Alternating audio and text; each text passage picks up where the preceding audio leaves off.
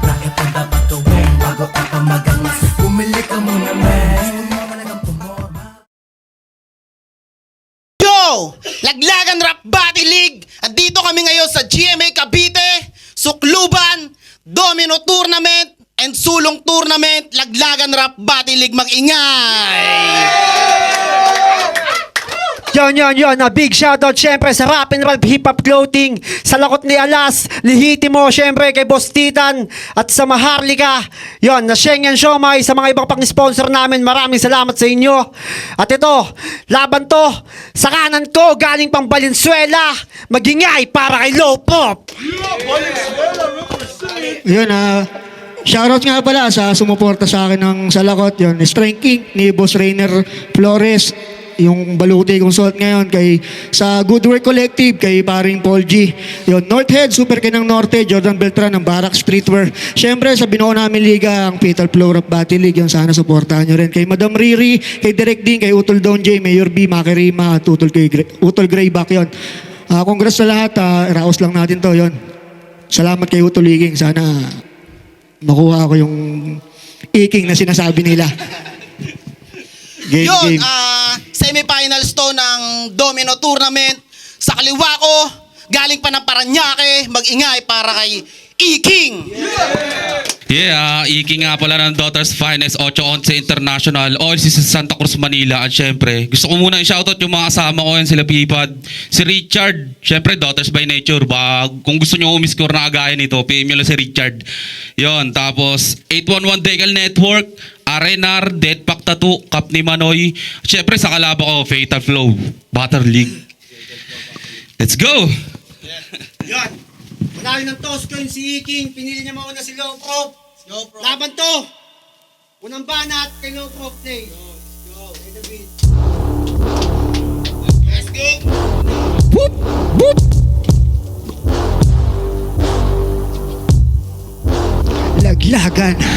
Laglagan.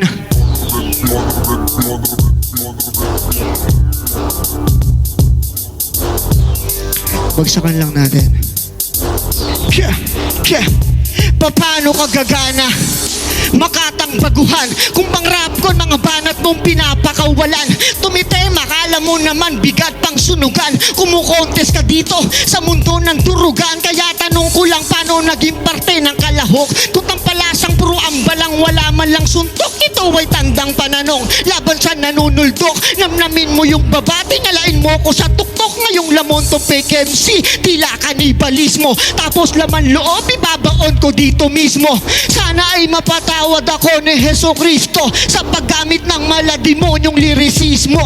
Ano mang nakatakda na dito mangyari, tatamaan ka sa akin na parang sermon ng pare. Lalaglagang yung tuka kapag ako ang humare. Tila manok ng Valenzuela ng laso ng tare. Kaya tibayan mo bata, di tatalab yung panata. Sasabihin mong kupas na ako, ibang ka na ata. Daig mo pang nakulata. Pag ako ang ng mama, hindi usapan ng edad. Sa pagiging makata, hinubog pa daw aber. Nung dekada 90, palitan tayo ng pruweba kung sino yung mabenta. Pag-usapang Paranaque, krusada ang panggera. Baka batang 90s ka lang nauhugin sa eksena. Kung scoring man usapan, Allen ko merong Ray. Kung opensa at depensa, Thompson ko merong Clay. May king ka sa pangalan, pero wala kang power play. Sasaludo lang ako kung yung king mo merong J. Tayo'y magkaiba, huwag kang makakampante. Nagpapanggap ng guro, babalik ang estudyante. Pilit kumakagat, di tatalab yan sa diamante. Sa finals ng laglagan, ako ang aabante. Grabe, lupit ng lyrics niya sa kanta. Unang banat, Iking, pahinga natin. Let's go! Ha! Ha! Palakpakan naman ako, pampagana lang ako. Yun! Hey! Hey! Hey! Hey! Hey! Sinerch kita gago. Puta wala akong napalalo. Huwag mo kong yayabangan ng pagiging veterano. Nananalo ka lang pagkalaban mo di preparado. Tas tinalo ka pa nung ungas. Kita pa yung pilat. Partida pa yung kasa round to medyo pinulikat. Paano tong prabuong lecture nakakahikap. Tinulugan na ng pupils. Binaligtad pa nung nag-slip up. Doon pa lang alam nyo ng laglag na to. Puta tinabas muna bago ka gawin na pampuno. Low prop sinop nga ba sa ting mas tunay na guro. Estudyanteng harang dito prop ako nagpayuko. Susunod ka na, double dead man. Tigas mo ka o nakalibre na naman ng Schengen. Basag tong dito bayasin nyo pag inakil break yan. Low prop, tinabat sa prop na pang end one. Ulul ka low prop, wag mo kong inuob-ob. Lawyer ta songwriter, sino ka si Jimmy Bondok? Nakakaumay ka palitan to sa co-op. Sabla yung penmanship, puta tinalo ng nagchochok. Ano tong prop na to, colorum? Ayos din yung props no, sa pangalan nagko-costume. Makipaglaglagan to sa akin sa open forum. May kalalagyan tong law sa sarili mong small room.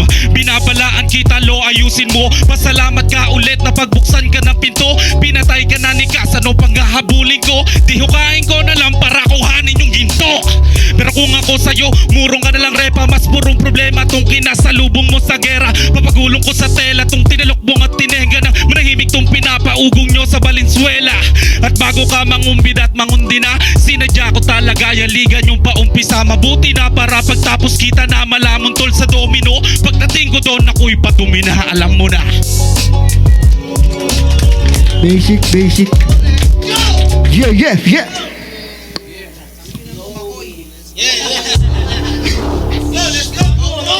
Round two. Yeah.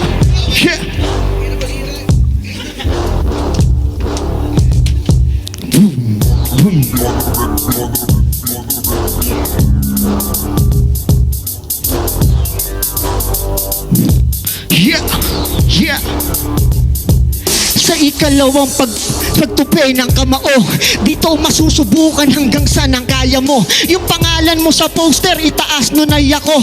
Buhay na patunay na di ako bababa sa'yo. Sige, pagdiinan mo, istilong dala ko. Kumpara sa mga linya mong magarbo daw kuno. Pero hindi usapan dito, ganda ng kargada mo. Kung hindi mo na mabilang, pinsalang natata mo. Mahal kong kamahalan, ano kamusta na? Pag sinuway ko mga utos nyo, pugot ulo ba? Tablado tong pinuno na gusto kong itumba. Pagtapos kong gilitan, naiiwanan kong tusta. At inaantay ko lang na isa ka sa humusga. Kung ba't ako ang kaharap at sa semis ay napunta. Dinaan lang sa sigawan, di na ako pinakobra. Tipong bias na hurado na kay Kas nakapusta. Pero tangina, biglang bumaliktad yung panahon. Walang dinaya sa proseso, kaya nagkaganon. Kapag binababa, inaangat yan ang Panginoon. Yan ang rason kung ba't ako ang nandito ngayon. Kaya mag-angas ka lang, total yan lang ang kaya mo. Magtugma ka ng tugma na di tumutugma sa'yo. Di na kailangan ng senaryong malamamasapan no. After nito, itatakwil ka na ng mama at papa mo. Kaya wala kang gagawin kundi lumuhod kay Tito LP. Kung nagkasabay lang tayo, manginginig ka dun sa Gedli. Barako ka pero tingin ko lang sa'yo ay fancy. Pang Yossi break ka lang, ako graduate na sa 420. Hindi ka si Flavio, walang King na del Rosario. Hindi ka rin dakila ng mala Apolinario. Di rin naman ako yung katipunero sa baryo. Pero ako'y mala supremo sa ngalan ni Bonifacio. Chik! Tangina, aminado bitter kay Kas. Hey! Haha! What? Huli niyan talo, kunyari di apektado. Yan ang di mo na itago, paano kita sa mukha mo? Kung dismayado ka, ba't di ka nagreklamo? Di nilaban karapatan ng mas pinili makitrato. Tanginan tol, esensyadong palsipikado. Yang low mo sa pangalan tol, wala ring silbi gago. Galawan mo sa bansan tol, lumilitrato. Patunay na tong batas tol, ang daling masindikato. Ganyan pag kandidatong pilit pinanalo, di ka kabilang sa elite, hawag ang piling veterano. Tungtok mol kinokontrol ng oligarko, matapos pagtulungan ng magtutropang puro trapo. Pero real talk lang, talo talaga to. Sobrang wannabe Eminem, parang yung batang kangkalo. Kakaray mo yan at flow, walang sapak yung banat mo. Panis pa rin to sa Pinas, pasimpleng nagmamarshalo. O ano, di mo kayang pigilin. Sasabihin ko lahat, di ko kailangan piliin. Miski murahin ko pangalan para lalong dibdibin. Bonifacio Martinez, fuck you BBM, tangina mo. What should I call you? Old guy tapos crocodile, puta lolong 2. Pero Tama lang yung lolo para lang sa bobonto kasi itong lonyo para sa akin tol. Larin W, pa-file ka pa lang ng COC. Taga-donate na ako sa Wara. Sa ulo ko magbilang kung ako magparit ng star. Kaya wag kang ang umas-taas ng doctorate dyan par. Bago ka magpakalo sa akin ka magtitik ng bar. Di nakaligtas sa kas, tas nakalampas. Paglabas, mas lalo lang inabot ng tagbala sa monarchy ng battle rap. Laging king nasa taas, walang sinabi kahit low. Salita ko ang batas. Ewan ko lang sa'kin, ikaw pa'y mag-angas. Hirap niya sa pagdayo tol, tapos na sa wakas. Ikaw tuloy na lamon kasalanan nung ungas. At natuluyan na tong low, pinagpartihan namin nung kas. Puta tabas! Wala, umigot lang sa lo. Buong round 2, umigot lang sa batas. Wala kagaya sa mga nakalaban ko. Mga bading. Walang ibang angulo ang puta. Ikaw nga, puro buot bangko eh. Hey! Hey! Hey! Yeah! Yeah! Yeah!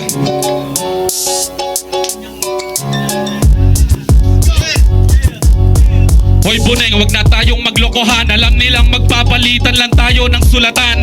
Kaya kahit magpakalupit ka pa ba, sinulat ko na sa teto to may death sa kamay. Hoy Iking, hindi ka king, ina ka. Pagiging ang pangalan, special talaga. Oo, wag kang magtaka. Abnormal ka tanga. Pupusta ko 11 yung daliri mo sa paa. Wasak tong law, animoy nasa prostitution. Binaboy parang 1987 constitution.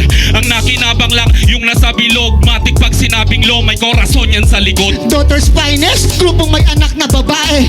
Ang pangit ang pangalan, mga mukha pang kitae. Mga baklang mato na pagtsupa kain tae. Madalas nyo tong makita sa mga loteng bakante. Baklang maton, puta di ka nakakatakot. Walang galing tong law na turingan pang manggagamot. Bukod tanging pirata na walang masakop. Supernova pa man din pero wala man lang pasabog. Tanong ko lang, kanta mo ba yung Ari King King King? Nangaangkin ng ari, kinakain kapag nabitin. Nagpapanggap siyang brusko para di nyo naisipin na ang punot dulo lang lalaki gusto niyang kasipin. Aring king king, puta wala pa rin dating. Di ka pwede conqueror, wala kang quality ng king.